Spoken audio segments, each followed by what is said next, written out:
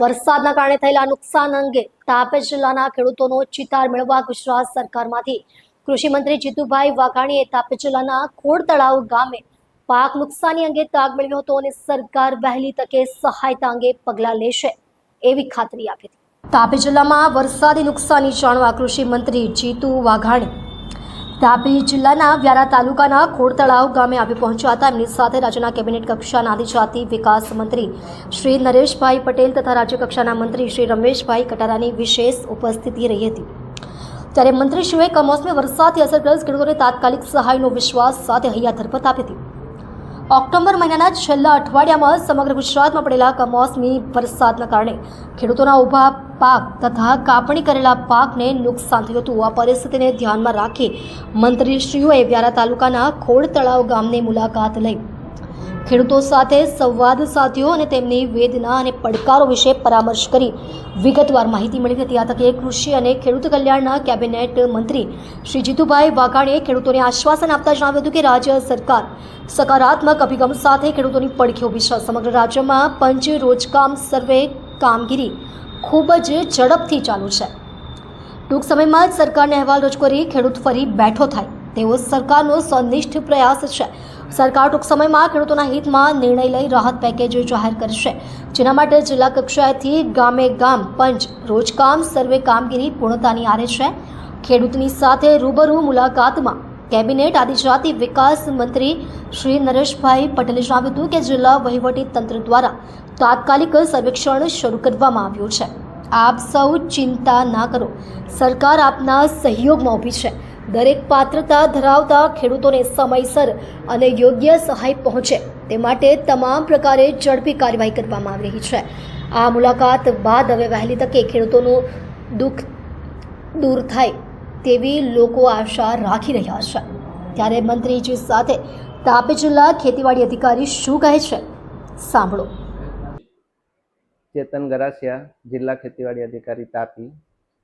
October 2025 માસના છેલ્લા અઠવાડિયામાં તારીખ 23/10થી લઈને 31/10 દરમિયાન જિલ્લામાં થયેલ કમોસમી વરસાદથી અત્રેના જિલ્લામાં મુખ્યત્વે ડાંગર, કપાસ, સોયાબીન, શાકભાજી, જુવાર જેવા પાકોની અંદર પાક નુકસાની થયેલ છે। અત્રેના જિલ્લાના કુલ 518 ગામોમાં તમામ ગામોની અંદર પાક નુકસાની જોવા મળેલ છે। અત્રેના જિલ્લામાં કુલ 1,01,000 હેક્ટર જેટલો અસરગ્રસ્ત વિસ્તાર જોવા મળેલ છે, જેના સર્વે માટે કુલ 128 જેટલી ટીમો સર્વેની કામગીરી હાલ કરી રહેલ છે। ગઈકાલ સુધીમાં 22,000 હેક્ટર જેટલા વિસ્તારની અંદર સર્વેની કામગીરી પૂર્ણ કરવામાં આવેલ છે।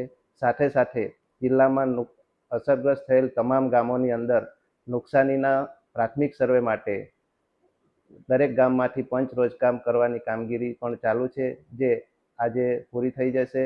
સર્વેની કામગીરી તેમજ પંચ રોજકામની કામગીરી પૂર્ણ થયેથી નુકસાની અંગેનો વિગતવાર અહેવાલ સરકારશ્રીમાં મોકલી આપવામાં આવશે અને સરકારશ્રીમાંથી સહાય ચૂકવણા અંગે જે પ્રમાણે માર્ગદર્શક સૂચનાઓ મળશે એ પ્રમાણે અત્રેથી ખેડૂતોને સહાય ચૂકવણા અંગેની કાર્યવાહી કરવામાં આવશે।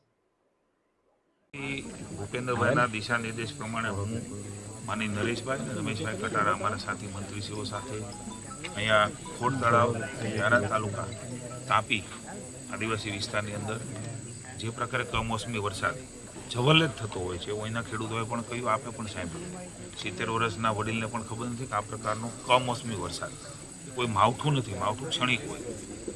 10-15 દિવસ સુધી વરસાદ રહ્યો છે ત્યારે અનેક મુશ્કેલી એ ખેડૂતના ખેતરમાં થાય છે, સ્વાભાવિક છે। એમની સાથે ચર્ચાઓ કરી છે। આજે મને મુખ્યમંત્રી ગીર સોમનાથને જૂનાગઢ ગયા છે। હું માની મુખ્યમંત્રીશ્રીએ જે પ્રકારે ઇનિશિયેટિવ લીધું છે ને જે પ્રકારે પંચ રોજકામ કરીને અહેવાલો મંગાવ્યા છે એ કદાચ પહેલી વખત વ્યાપક રીતે આટલું બધી તારાજી થઈ હોય વરસાદના કારણે એવું પણ પહેલી વખત બન્યું છે। કદાચ દેશમાં અન્ય ભાગમાં પણ આ પ્રકારની વ્યાપકતા નહીં હોય।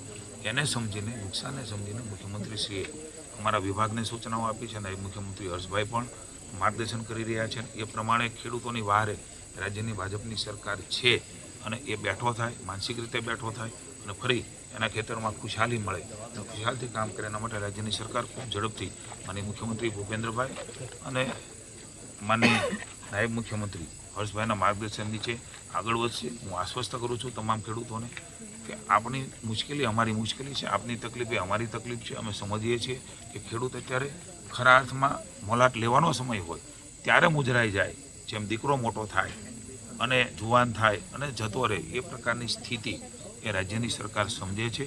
ક્યાંય પણ રાજનીતિ કર્યા વગર સકારાત્મક રીતે રાજ્યની સરકાર એ પોઝિટિવનેસથી ખેડૂતોની પડખે ઊભી રહેવાની છે. અને આ સમય એવો છે કે બધું બાજુ મૂકીને આપણે સૌ સાથે મળીને ખેડૂત કેમ ફરી વખત બેઠો થાય એના માટે સામૂહિક પ્રયાસ કરીએ તો મને